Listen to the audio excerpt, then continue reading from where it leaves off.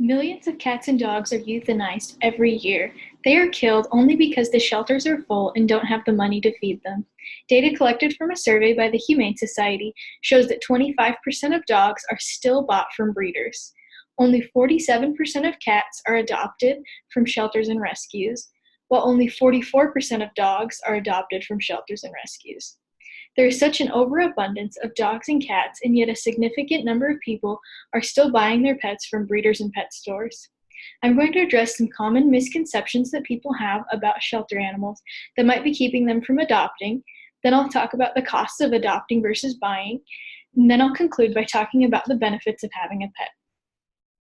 There is a misconception that animals in shelters are dirty and have diseases. This is not the case. Yes, animals on the street are brought into shelters, often quite dirty and maybe with some health problems. But according to PetMD.com, animals are groomed and receive veterinary care while they are in the shelter. Veterinarians are often highly involved in the care of animals at shelters.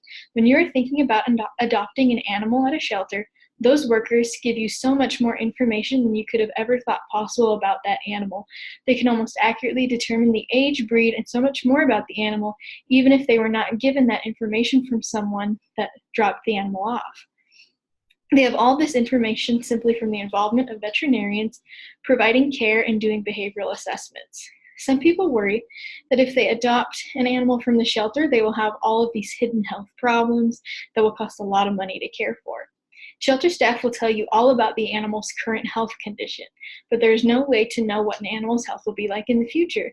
There's no guarantee that animals purchased from breeders won't have health problems either. My first dog growing up was from a breeder, and he had a lot of health problems. My parents' current dog is from a shelter and has almost no health problem. They've had her for a few years now. Another misconception is that some people think that animals in the shelter have really hard to deal with problems, and that's why no one wants them. Most shelters put their animals through behavioral assessments while they're there, and they will give you the results of those assessments if you're thinking about adopting. So if there are problems, they will make you aware of those before you make a decision. Also, I follow my local animal shelter on Facebook, and I look at all the postings for when they get new animals in. They post pictures and write about the animal's temperament and why their owner gave them up or if they were found on the street. Most of the animals they post were given up because the owners were moving, died, or just couldn't take care of them anymore. So many animals end up in the shelter at no fault of their own. Another misconception is that all the animals in the shelters are old. Some families want a puppy and they don't think they could ever find one at a shelter, but you can. There were multiple occasions over the past couple years that my local shelter had a full litter of puppies that were up for adoption. Cats are a little more abundant than dogs, it seems, so it's common to see shelters have plenty of kittens to choose from. There are a lot of shelters and rescues out there, so just like looking for a pet from breeders and pet stores, you might want to do some shopping around at local shelters and rescues to find the pet that's right for your family. Adopting from a shelter rescue is much cheaper than buying from a breeder or pet store. Let's talk about the costs of adopting a dog, for example. According to PetMD, a dog from a breeder can cost anywhere from $500 to $1,500. I remember back in 2001, my parents bought our dog for $1,000 from a breeder. Then spaying or neutering the dog can cost anywhere from $200 to $800, depending on the sex, age, and location of the veterinarian's office. Then the cost of routine vaccinations and any other medical treatment that the dog may need start to add up, because they need a lot of vaccinations once you first get them. According to PetMD, a dog can be adopted from a shelter or rescue for less than $250.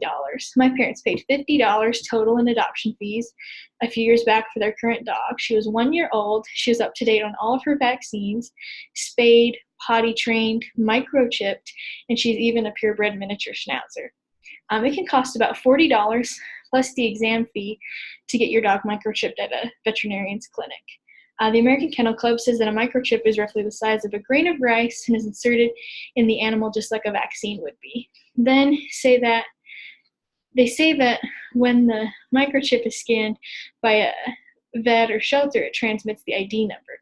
All you have to do is register your contact information with the ID number, so if your animal is lost, you can be contacted even if their collar falls off. Animals from shelters are commonly already microchipped, and that is included in the adoption fees. It's a very handy thing to have. Just the initial cost to purchase an animal from anywhere that is not a shelter or rescue is so much more than the total adoption fees from shelters and rescues. And those total adoption fees include so many things such as spaying and neutering, vaccines, behavioral assessment, often microchipping, plus additional medical care. There are lots of health benefits to owning a pet.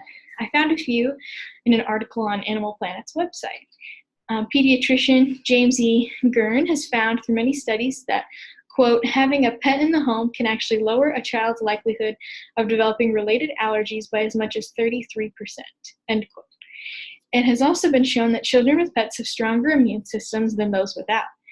Pet owners have a decreased risk of heart attack due to lower blood pressure, cholesterol, and triglyceride levels.